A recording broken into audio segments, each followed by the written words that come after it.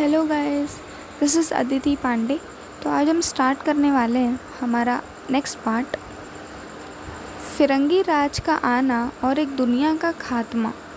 अवध में विभिन्न प्रकार की पीड़ाओं ने राजकुमारों, ताल्लुकदारों, किसानों और सिपाहियों को एक दूसरे से जोड़ दिया था। वे सभी फिरंगी राज के आगमन को विभिन्न अर्थों में एक दुनिया की समाप्ति के रूप में ही देखने लगे थे। ये चीज़ें बिखर रही थी जो लोगों के लिए बहुमूल्य थी, जिनको वे प्यार करते थे। 1857 के विद्रोह में तमाम भावनाएं और मुद्दे, परंपराएं और निष्ठाएं अभिव्यक्त हो रही थीं। बाकी जगहों के मुकाबले अवध में यह विद्रोह एक विदेशी शासन के खिलाफ लोक प्रतिरोध की अभिव्यक्ति बन गया था।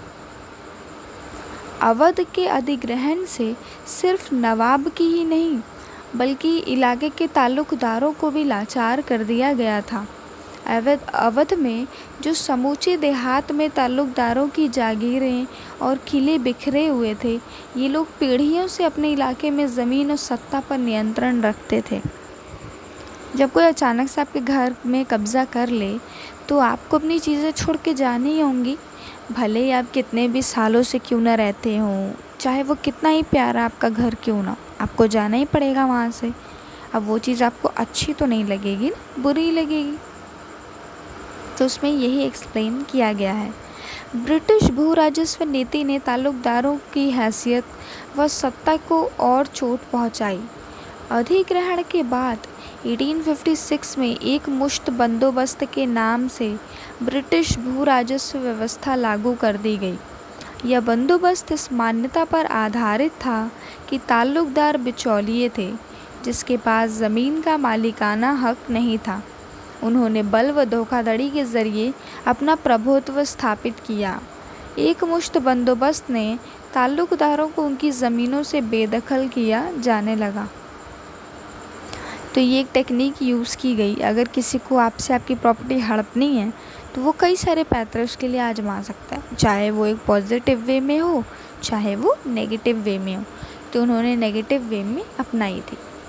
ताल्लुकदारों की सोच, तो ये जानते ताल्लुकदारों के रवैये को रायबरेली के पास स्थित काला कंकर के राजा हनवंत सिंह ने अच्छी तरह से व्यक्त किया। विद्रोह के दौरान हनवंत सिंह ने एक अंग्रेज़ अफसर को पनाह दी और उसे सुरक्षित स्थान तक पहुंचाया।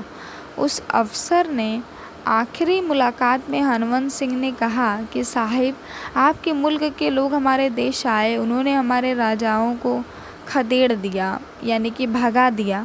आप अफसरों को भेजकर ज़िले ज़िले में जागीरों के मालिकाने की जांच करवाते हैं। एक ही झटके में आपने मेरे पुरखों की ज़मीन मुझसे छीन ली। मैं चुप रहा। फिर अचानक आपका बुरा वक्त शुरू हो गया, यहाँ के लोग आपके खिलाफ़ हो गए। तब आप मेरे पास आए, जिसे आपने बर्बाद किया था। मैंने आपकी जान बचाई, लेकिन अब मैं अपने सिपाहियों को लेकर लखनऊ जा रहा हूँ ताकि आपको देश से भगा सकूं। अफसर के कड़क और अभिभावक का स्नेह दोनों ही निहित थे। जो उन्होंने बात की उसमें कहीं ना कहीं उन्होंने पहले उसकी रक्षा की और अब वो उसे निकालने के लिए समूह बनाने जा रहे थे। 1840 के दशक में स्थितियां बदलने लगी। अफसरों में श्रेष्ठता का भाव पैदा होने लगा और वे सिपाहियों को कमतर नस्ल का मानने लगे। वे उनकी भावनाओं की ज़रा सी भी फिक्र नहीं करते थे। गाली गलौज, शारीरिक हिंसा इत्यादि काफ़ी बढ़ गए थे। यह भी महत्वपूर्ण है कि उत्तर भारत में सिपाहियों के ग्रामीण जगत के बीच गहरे संबंध थे।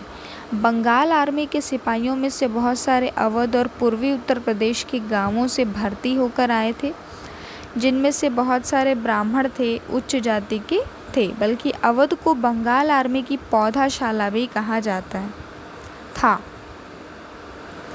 सिपाहियों के परिवार अपने इर्द गिर्द जिन बदलावों को देख रहे थे और उन्हें जो खतरे दिखाई दे रहे थे, वे जल्दी सिपाही लाइनों में भी दिखाई देने लगे। दूसरी ओर कारतूसों के बारे में उनका भय बढ़ता ही जा रहा था। विद्रोही क्या चाहते थे? बतौर विजेता कठिनाइयों, चुनौतियों और बहादुरी के बारे में अंग्रेज़ों की अपनी राय थी। वे विद्रोहियों को एहसान फरामोश और बर्बर लोगों का झुंड मानते थे। विद्रोहियों को कुचलने का एक मतलब यह भी था कि उनकी आवाज़ को दबा दिया जाए। कुछ विद्रोहियों को ही इस घटनाक्रम के बारे में अपनी बात दर्ज करने का मौका मिला। यूँ भी विद्रोहियों में ज़्यादातर सिपाही और आम लोग ही थे जो पढ़े लिखे नहीं थे। इस प्रकार वे अपने विचारों का प्रसार करने के लिए विद्रोह को चुनते थे।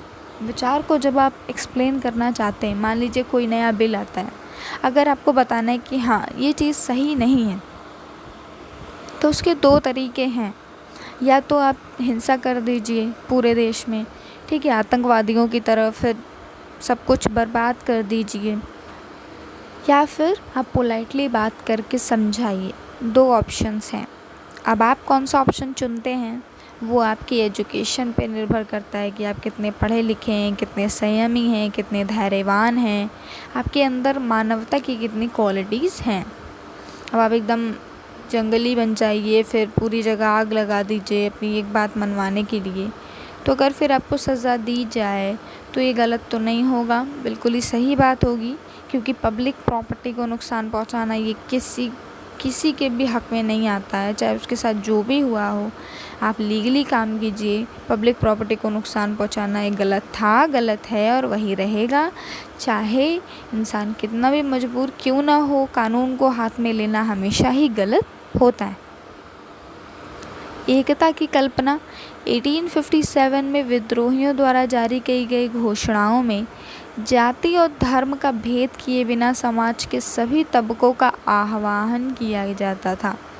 बहुत सारी घोषणाएं मुस्लिम राजकुमारों या नवाबों की तरफ से उनके नाम पर जारी की गईं, परंतु उनमें भी हिंदुओं की भावनाओं का ख्याल रखा जाता था। इस विद्रोह को ऐसे युद्ध के रूप में पेश किया जा रहा था जिसमें हिंदुओं और मुसलमानों दोनों का नफ़ा नुकसान बराबर था। हिंदू मुस्लिम अतीत की ओर संकेत किया जाता और मुग़ल साम्राज्य के तहत विभिन्न समुदायों के सह-अस्तित्व का गौरवान किया जाता।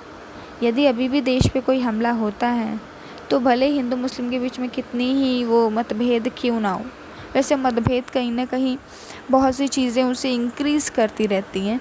जैसे मान लीजिए एक जगह आग लगी है तो वहाँ दो तरीके हैं, आप पानी डाल सकते हैं, नहीं तो आप पेट्रोल डालना चालू कर दीजिए। तो हिंदू मुस्लिम की जो भी लड़ाइयाँ हैं उन्हें पेट्रोल डालने का कार्य क्या क्या चीज़ें करती हैं।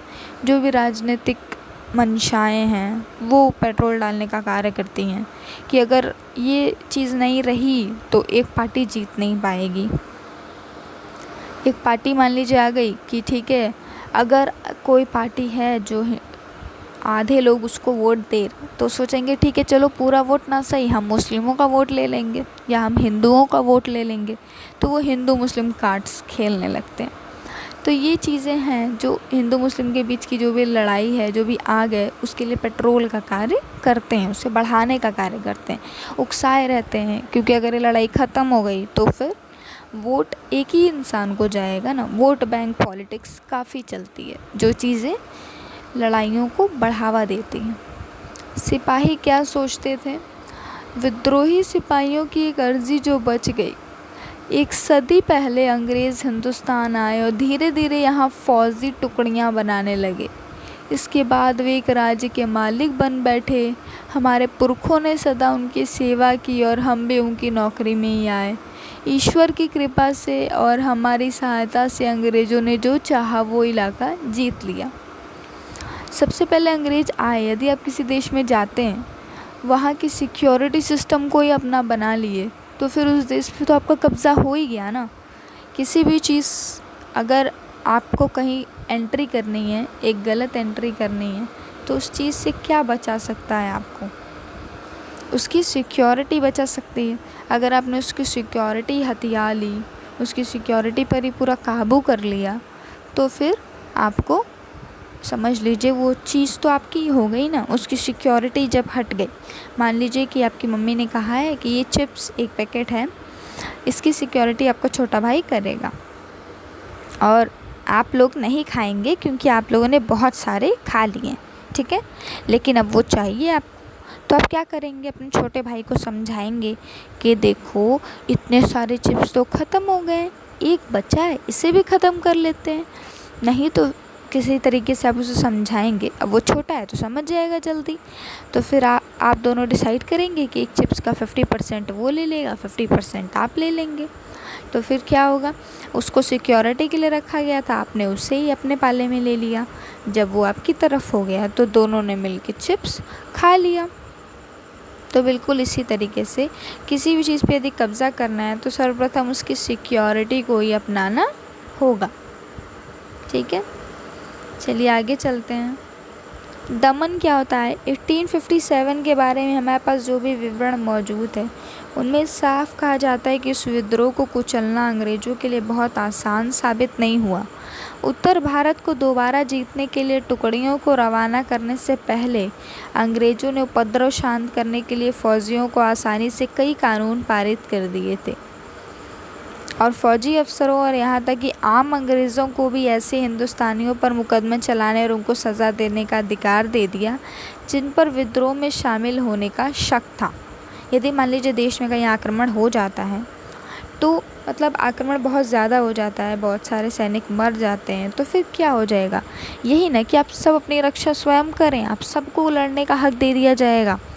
तो बिल्कुल इसी तरीके से अंग्रेज़ों ने, जितने भी अंग्रेज़ थे, सबको ये हक दे दिया था कि अगर कोई भी हिंदू विद्रोह कर रहा है, परेशान कर रहा है, तो आप भी उसे मार सकते हैं, आपको कोई लीगल अथॉरिटी की ज़रूरत नहीं है। विद्रोह की छवियाँ। इस विद्रोहियों गतिविधियों और उन पर किए गए दमन के तरीक़ों में कई तरीके से जान सकते हैं। जैसे कि हम पीछे देख चुके हैं, विद्रोहियों की सोच के बारे में हमारे पास बहुत कम दस्तावेज़ मौजूद हैं। यह तो है ही कि इस बारे में सरकारी ब्यौरों की कमी नहीं है। औपनिवेशिक प्रशासक और फौजी अपनी चिट्ठियों, डायरी, आत्मकथाओं में ये सारी चीज़ें लिख कर गए थे। तो ये सारी जो जानकारियाँ हमें कहाँ से मिली? लोग अपनी आत्मकथाओं में इन सब चीज़ों को लिख कर गए थे जो सैनिक उस टाइम पे थे। आगे चलते हैं और जानते हैं कि इसमें इम्पॉर्टेंट क्या है। प्रतिशोध और सबक। जैसे जैसे ब्रिटेन में गुस्से और सकते का माहौल बनता गया, बदले की मांग बुलंद होती गई। विद्रोह के बारे में प्रकाशित चित्रों, खबरों ने ऐसा माहौल रच दिया जिसमें हिंसक दमन और प्रतिशोध को लाजमी और वाजिब माने जाने लगा। यदि मान लीजिए आपके देश पे कोई आक्रमण करता है और आपको उससे सुरक्षा हेतु मतलब सुरक्षा के लिए आपको बदले में खुद भी उसके ऊपर आक्रमण करना है, जवाब देना है, लड़ाई करनी है, तो यदि आप उस टाइम पे उसका विद्रोह करते हैं तो ये बिल्कुल भी गलत नहीं माना जाएगा। कहा जाता है ना, यदि सेल्फ़ डिफेंस के लिए आपने किसी को मार भी दिया तो वो गलत नहीं है, लेकिन इसका मतलब ये नहीं है कि जान से ही मार दिया। हाँ, आप थोड़ा बहुत उसे मार सकते हैं। जैसे सेल्फ़ डिफेंस के लिए हम रखते हैं ब्लैक पेपर पाउडर रखते हैं कि हम उसकी आँख में डाल देंगे। अब नॉर्मली किसी आँख में फेंकेंगे तो वो आपके ऊपर केस कर सकता है, लेकिन अगर आप कहेंगे कि नहीं, हमने सेल्फ़ डिफेंस के लिए किया है, ये परेशान कर रहा था या हमें मारने वाला था, इसलिए हमने खुद को बचाने के लिए किया है, तो आपके ऊपर कोई भी कार्रवाई नहीं की जाएगी। दहशत का प्रदर्शन। प्रतिशोध और सबक सिखाने की चाह इस बात में भी प्रतिबिंबित होती है कि विद्रोहियों को कितने निर्मम ढंग से मौत के घाट उतारा गया। उन्हें तोपों के मुहाने पर बांधकर उड़ा दिया जाता था। कई सारे पैतरे आजमाए जाते थे। दया के लिए कोई भी जगह नहीं। दया के लिए जगह तब नहीं होनी चाहिए जब बात सत्य की हो, क्योंकि हम अक्सर उन चीज़ों में दया कर देते हैं जिनमें दया नहीं करनी चाहिए। दया की जानी चाहिए, लेकिन उसका एक बेस होना चाहिए ना कि अब कोई खून करके बैठा है।